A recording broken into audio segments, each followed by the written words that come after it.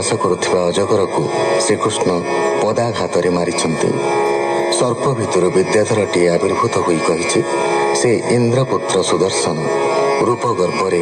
ଅଙ୍ଗିରା ଋଷିଙ୍କ ପୁତ୍ରଙ୍କୁ ଉପହାସ କରି ସର୍ପ ଯୋନି ପ୍ରାପ୍ତ ହୋଇଥିଲା। ସେ ଆଜି କୃଷ୍ଣଙ୍କ ପଦସ୍ପର୍ଶରେ ନିସ୍ତରିଛି। ଶଙ୍ଖଚୂଡ଼କୁ ମଧ୍ୟ କୃଷ୍ଣ ବଧ କରିଛନ୍ତି। ଗୋପୀଜନ ଉବାଚ ଚିତ୍ର ପ୍ରତିମା ପ୍ରାୟ ହୋଇ ଜନ୍ତୁଙ୍କ ଚକ୍ଷୁ ନ ଚଳଇ ପୁଷ୍ପ ସ୍ତବକେ ଶିଖି ପୁଚ୍ଛ ରଙ୍ଗ ମୃତ୍ତିକା ମାଲକାଛ ଆମ୍ଭ କୁମର ଘେନି ସଙ୍ଗେ ଗୋରୁଙ୍କୁ ଚରାନ୍ତି ସୁରଙ୍ଗେ ନଦୀଏ ନବହନ୍ତି ଘନେ ଶୁଣିତ ସୁତ ବେଣୁସ୍ୱନେ ଅତି ସଧିରେ ବହେ ବାରି ପବନେ ଉଜାଣି ଲହରୀ ତା ପାଦ ରଜେ ଚିତ୍ତ ଦେଇ ବହଇ କିସେ ସ୍ଥିର ହୋଇ ପବନ ଆଣିବ ଉଡ଼ାଇ ଆମ୍ଭେ ତରିବୁ ରେଣୁ ପାଇ ଆଦି ପୁରୁଷ ପ୍ରାୟ ସେହି ଆମ୍ଭ ବାଳକ ସଙ୍ଗେ ଥାଇ ଗିରି ନିକଟେ ପଶୁ ଗଣେ ଚରନ୍ତି ତୃଣ ତୋଷମନେ ଗୋରୁଙ୍କ ନାମ ବେଣୁସ୍ୱନେ ଡାକନ୍ତି ମଧୁର ବଚନେ ଲତାଏ ତରୁଙ୍କୁ ଆବରି ଫଳ ପଲ୍ଲବ ପୁଷ୍ପେ ଭରି ଢାଳନ୍ତି ଚାମର ପରାଏ ବସନ୍ତ ସୁଶୀତଳ ବାଏ ବୃକ୍ଷେ ହୋଇଲେ ପୁଲକିତ ଶୁଣିତା ମୁରଲୀର ଗୀତ ମଧୁ ବରସିଲେ ଗହଳ ଜେହ୍ନେ ନୟନୁ ଅଶ୍ରୁ ଜଳ ସୁନ୍ଦର ବରତ କୁମର ତୁଳସୀ ମାଳ ଲମ୍ବେଉର ଗନ୍ଧେ ଭ୍ରମର ନ ଛାଡ଼ନ୍ତି ବେଣୁ ଶବଦେ ଆବୋରନ୍ତି ନଦୀ ତଡ଼ାଗ ଜଳେ ଥାଇ ହଂସ ସାର ସେ ସ୍ଥିର ହୋଇ ମନ ନିରବି ବେଣୁ ସ୍ୱନେ ମୁଦ୍ରିତ ହୋଇଲେ ଲୋଚନେ ନାନା କୁସୁମେ ବେଶ ହୋଇ ରୋହିଣୀ ସୁତ ସଙ୍ଗେ ଥାଇ ବେଣୁ ଶବଦେ ତୋର ବଳା ଅଶେଷ ବ୍ରହ୍ମାଣ୍ଡ ମହିଲା ଇନ୍ଦ୍ର ବଚନେ ମେଘ ମାଳେ ସୁନ୍ଦର ଗଗନ ମଣ୍ଡଳେ ମିତ୍ରର ଶ୍ରମ ବନେ ଚାହିଁ ମେଘେ ଢାଙ୍କିଲେ ଛତ୍ର ହୋଇ ଗୋପେ ବିବିଧ ରସେ ପୁରୀ ଶିଖିଛି ବେଣୁନାଦ କରି ଶପଥ ସ୍ୱରେ ବେଣୁ ବାଇ ବାଙ୍କ ନୟନେ ରଙ୍ଗେ ଚାହିଁ ତୋର ନନ୍ଦନ ବେଣୁ ସ୍ୱରେ ବ୍ରହ୍ମା ଶଙ୍କର ଇନ୍ଦ୍ର ତୁଲେ ମୁନିଙ୍କ ସଙ୍ଗେ ବନ ମଧ୍ୟେ ମୋହ ହୋଇଲେ ବେଣୁନାଦେ ଅପୂର୍ବ ଶୁଣ କୃଷ୍ଣ ମାଏ ଧ୍ୱଜ ଅଙ୍କୁଶ ପଦ୍ମ ପାଏ ଚିତ୍ରିତ କଲା ବନ ଭୂଇଁ ମତ୍ତ ମାତଙ୍ଗ ପ୍ରାୟ ହୋଇ ତାର ଚାଲିବା ଦେଖି ମାଏ ଚାଲିତ ନ ପାରୁ ଭେଡ଼ାଏ ବୃକ୍ଷଙ୍କ ଗତି ଆମ୍ଭେ ଭଜୁ ଚାହିଁ ନ ପାରି ଚକ୍ଷୁ ବୁଜୁ ମଦନ ସରେ ହେଉ ଭଳ ଫିଟଇ କବରୀ ଅଞ୍ଚଳ ମଣି ଗୁଞ୍ଜରାଶିରେ ଧରି ଗାଈଙ୍କ ପଛେ ବନେ ଚାରି ତୁଳସୀ ମାଳା ଶହେ ହୃଦେ ଭୁଜ ଗୋପାଳ ପୁଅ କନ୍ଧେ ମଧୁର ସ୍ୱରେ ବେଣୁ ବାଇ ଚାଲନ୍ତି ଚଉଦିଗେ ଚାହିଁ ହରିଣୀ ଗଣ କୃଷ୍ଣ ଚାହିଁ ବେଣୁ ଶବଦେ ଚିତ୍ତ ଦେଇ ଛାଡ଼ିଣ ସୁତ ଗୃହ ବାସ କ୍ଷଣ ନ ଛାଡ଼ନ୍ତି ତା ପାଶ ସକଳ ଗୁଣଙ୍କର ସିନ୍ଧୁ ମୁଖମଣ୍ଡଳ ପୂର୍ଣ୍ଣ ଇନ୍ଦୁ ଉତ୍ତରୀ ଛଳେ କୁନ୍ଦମାଳ ସଙ୍ଗତେ ଗୋରୁ ଗୋପ ଭାଳ କାଳିନ୍ଦୀ ତଟେ ତ କୁମାର ହୃଦୟ ଭେଦିଲା ଆମ୍ଭର ପବନ ଯୋଗେ ବୃକ୍ଷ ଡାଳେ ଲାଗନ୍ତି ତାର ପାଦ ତଳେ ତ୍ରିଦଶେ ବାଦ୍ୟନାଦ କରି ସ୍ତୁତି କରନ୍ତି ବ୍ରହ୍ମଚାରୀ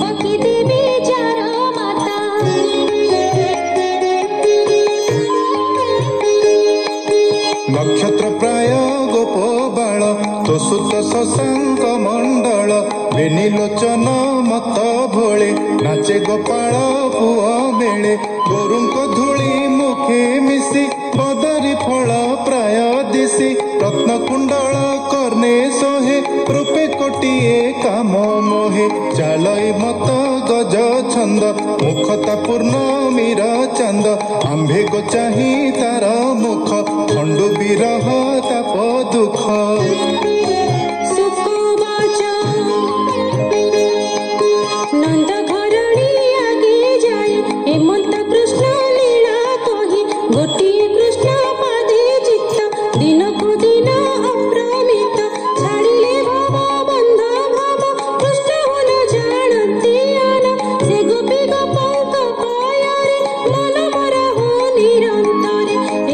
संसार सागर एणे हो विश्वास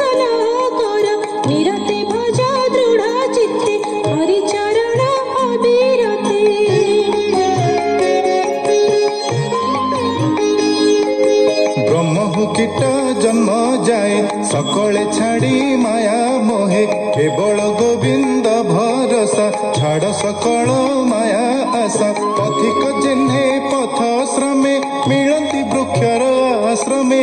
श्रम सरिले जे मते चलती वृक्ष थाई पथे केसन संसार कुटुंब सुख दुख रे पराभव गोविंद बिना आश्रय तार अन्यथा नहीं प्रतिकार पुराण श्री भागवत गायिका प्राय कली गीत पंडित न करिबा हस तुंग श्री चरणी मोदास बिनयी होइन विश्वास कहोई जगन्नाथ दास।